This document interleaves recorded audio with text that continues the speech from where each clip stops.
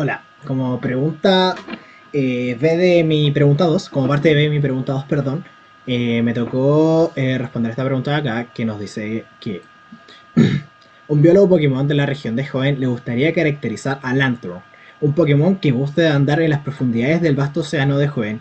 Usted, estudiante de ingeniería eléctrica, buen conocedor de los Pokémon eléctricos y de las ondas, le pide ayuda le piden ayuda para estudiar las características de las ondas electromagnéticas planas que emite este Pokémon.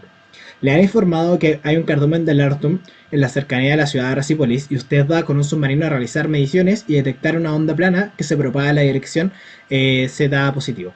Eh, donde el campo eléctrico es esto y que está en Z0, su sistema de referencia. La onda detectada se propagó en agua salada, lo que nos implica estas condiciones de acá. Ok, como parte A, nos piden determinar la constante de atenuación, la constante de fase, la impedancia intrínseca, la velocidad de fase, la longitud de onda y la profundidad de penetración. Todas estas son un montón de cosas, pero las vamos a tratar de ir explicando y tomar de a poquito. Como idea general, lo que vamos a tratar de hacer es calcular la tangente intrínseca, perdón, sí, la tangente de pérdida, perdón, la tangente de pérdida que nos va a indicar si es un buen o un mal conductor o un buen conductor o un buen dieléctrico. Y luego vamos a tratar de arrimarnos a las propiedades que conocemos del buen conductor o del buen dieléctrico. Entonces esa es como nuestra idea general de lo que vamos a hacer.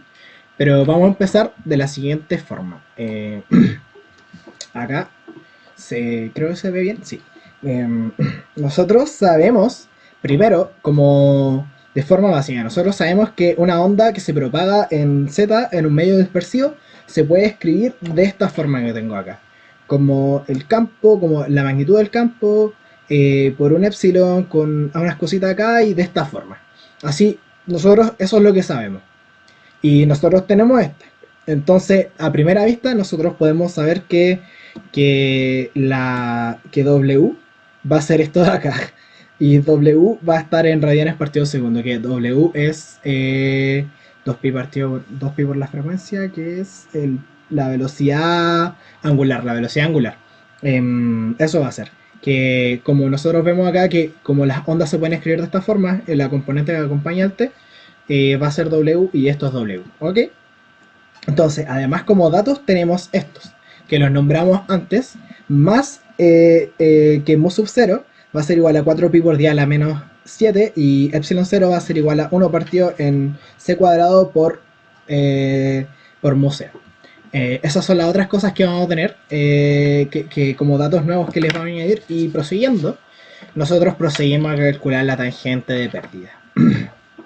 ¿Qué es la tangente de pérdida? La tangente de pérdida es una propiedad de la onda que nos va a indicar si el medio que está en un buen conductor o es un buen dieléctrico. Ahí sí. Si es un buen conductor o un buen dieléctrico. Si es que la tangente de pérdida es mucho mayor que uno, entonces es un buen conductor. Y si es mucho menor que uno, entonces es un buen dieléctrico. Con sigma igual a la conductividad y epsilon igual a la permitibilidad eléctrica del medio. Entonces comenzamos y nosotros sabemos que la permitibilidad eléctrica del medio es el agua salada, por lo tanto va a ser epsilon 0 por E sub R, que reemplazando va a ser 200. Nosotros, si la tangente de pérdida es 200, es mucho mayor que 1, por lo que es un buen conductor.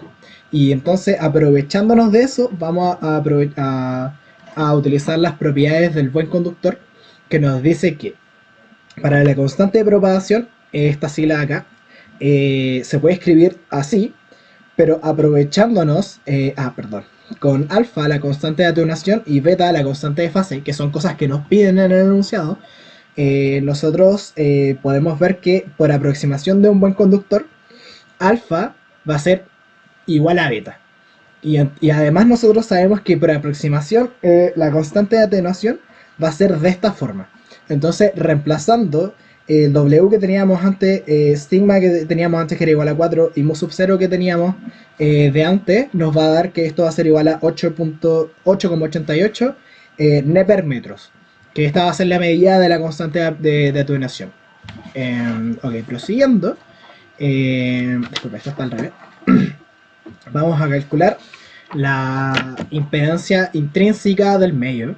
Y por fórmula nosotros sabemos que la impedancia intrínseca del medio es una comparación entre el campo eléctrico y el campo magnético. Y nosotros, por aproximación del buen conductor, nosotros sabemos que podemos escribir la impedancia intrínseca de esta forma, que también se puede escribir de esta forma, y que reemplazando vamos a poder escribirlo de esta forma. Y al resolver esto, nos vamos escribiéndolas en polares, vamos a poder escribir, notar que la impedancia intrínseca es de esta fórmula. ¿Por qué podemos hacer eso? Porque nosotros sabemos que F igual a 2, tal vez no lo noté acá, pero es 2pi por F es igual a W. Entonces nosotros tenemos W, podemos despejar y nos queda bien. Sí. Entonces, y sigma es igual a 4, pi y mu los tenemos porque los dijimos al inicio, como que los teníamos, que esos eran los datos. Para calcular la velocidad de fase también es una fórmula que va a ser W partido en beta, y beta lo calculamos de antes, que beta era la constante de fase, que lo calculamos antes, que era igual a alfa, que dijimos acá, y entonces nosotros llegamos, reemplazamos, como alfa era 8,8, beta también va a ser 8,8 y proseguimos haciendo las matemáticas. Y nos va a quedar que la velocidad de fase va a ser de esta forma, metros partido en segundo. Y la longitud de onda, nosotros sabemos que la longitud de onda en nuestra onda va a ser igual a 2pi partido en la constante de fase, y va a ser de esta forma, y reemplazamos y podemos calcular todo. Y lo único que nos faltaba era la profundidad de penetración, o skin depth, que va a ser igual a 1 partido en alfa, que reemplazando alfa igual a 8,88, vamos a tener que va a ser igual a 1 partido en 8,88, nos da 112 metros, que es lo que estamos buscando. Ahora, la parte D nos preguntan lo siguiente, nos dice calcular la distancia a la cual la amplitud E es del 1% de su valor en Z0. O sea, básicamente nos dicen, nos piden encontrar un Z1 tal que el módulo de E sea 1%, o que E evaluado, acá no sé, E0 evaluado en Z1 es igual a E0 partido en Z. Ahí no sé muy bien, pero eso es lo que dice. Bueno, nosotros sabemos que podemos escribir el campo eléctrico de esta forma. Lo podemos escribir de forma fasorial, así, y con la constante, discúlpenme, con la constante de propagación que nosotros dijimos antes que se podía escribir así. Entonces, reemplazando, nosotros vamos a tomar que la exponencial que representa la constante que contiene a la constante de atenuación, se va a poder escribir así. ¿Por qué nosotros buscamos esto? Porque nosotros queríamos encontrar este factor. Este factor, la exponencial de menos alfa z, es el factor que atenúa. Es un factor que atenúa, y ese es el factor que hace que el campo eléctrico empiece a bajar y al final se vuelva 1%. Entonces, a partir de esto, nosotros tenemos que, para poder lograr esto, viendo la fórmula, todas estas se van a volver constantes, o sea, que dependen de Z1 claramente, pero lo que va a atenuar al final va a ser esto, y lo que se va a tener que volver 0,01 va a ser el factor que atenúa. Por lo tanto, haciendo matemáticas, nosotros podemos escribir esto así, aplicamos el logaritmo natural, nos queda de esta forma, y despejamos Z1 y nos queda que Z1 va a ser 0,518 metros, que es lo que al final es el Z1 que estábamos buscando. Y bueno, para la parte C, nos piden que escribamos la expresión del campo eléctrico dependiente de Z y de T, y H, y el campo magnético, perdón, dependiendo de Z y de T 0, en Z igual a 0. Y bueno, para eso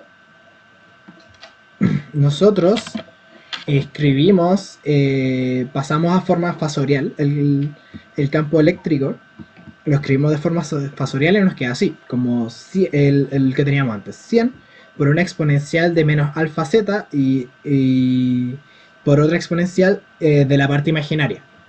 ¿Por qué lo escribimos así?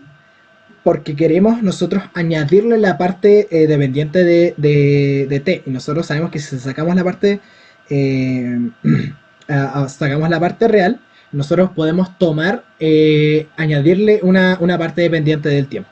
Entonces aplicamos eso en la parte real de esto, lo reemplazamos, eh, y acá nos va a quedar exponencial de j por wt menos b de z. Y eso al pasar en la parte real nos va a quedar, esto se va a transformar en coseno, estas no dependen de j, entonces podemos escribirlo así. Y ahora vamos a tener entonces que una expresión para el campo eléctrico dependiendo de z y dependiendo de t. Que si reemplazamos en z igual a 0,8, nos va a quedar de esta forma. Y reemplazando y haciendo matemáticas nos va a quedar de esta forma. Y ahora, para el campo magnético, nosotros recordemos que el campo magnético es perpendicular al campo eléctrico.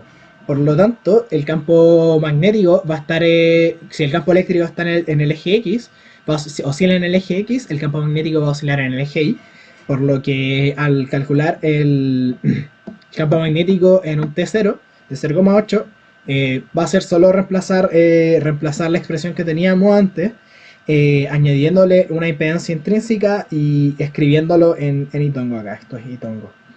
Por lo que nos queda de esta forma. Y al reemplazar las expresiones nos va a quedar de esta forma. Y haciendo la matemática, vamos a tener que el campo magnético se va a escribir de esta forma, en 0,8. Ese va a ser el valor del campo magnético. Y bueno, también podemos reemplazar W, pero no vale la pena. Eso. Esta ha sido mi pregunta. Gracias.